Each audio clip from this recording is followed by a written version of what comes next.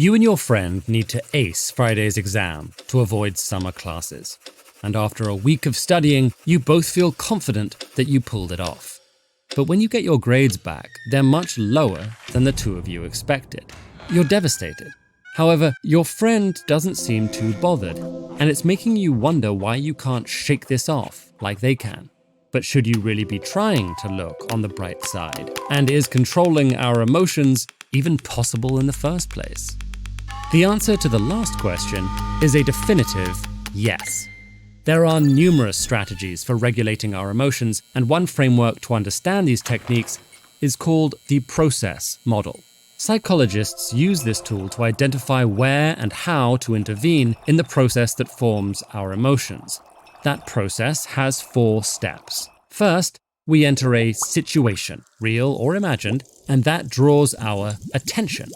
Then we evaluate or appraise the situation and whether it helps or hinders our goals. Finally, this appraisal leads to a set of changes in how we feel, think, and behave, known as an emotional response.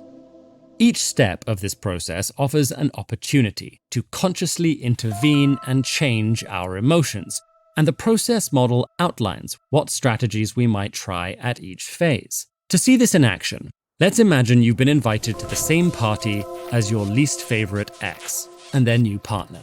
Your first strategy could be avoiding the situation altogether by skipping the party. But if you do attend, you could also try modifying the situation by choosing not to interact with your ex. If that's proving difficult, you might want to shift your attention, maybe by playing a game with your friends rather than focusing on your ex's new partner. Another option would be to reevaluate how you think about the situation. After seriously reappraising things, you might realize that you don't care who your ex dates.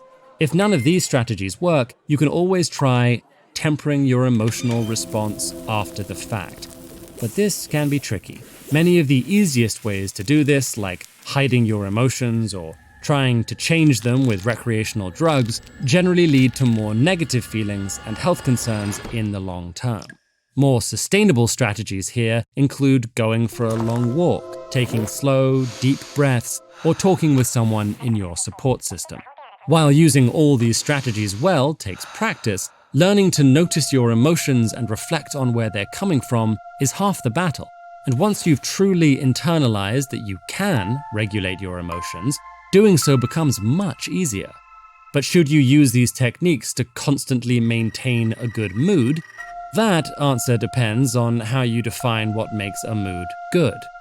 It's tempting to think we should always try to avoid sadness and frustration, but no emotion is inherently good or bad.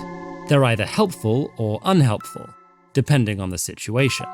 For example, if a friend is telling you about the loss of a loved one, feeling and expressing sadness isn't just appropriate, it can help you empathize and support them. Conversely, while it's unhealthy to regularly ignore your emotions, forcing a smile to get through a one-time annoyance is perfectly reasonable. We hear a lot of mixed messages about emotions. Some pressure us to stay upbeat, while others tell us to simply take our emotions as they come. But in reality, each person has to find their own balance. So, if the question is, should you always try to be happy? The answer is no. Studies suggest that people fixated on happiness often experience secondary negative emotions like guilt or frustration over being upset and disappointment that they don't feel happier. This doesn't mean you should let sadness or anger take over, but strategies like reappraisal can help you reevaluate your thoughts about a situation, allowing you to accept that you feel sad and cultivate hope that things will get better.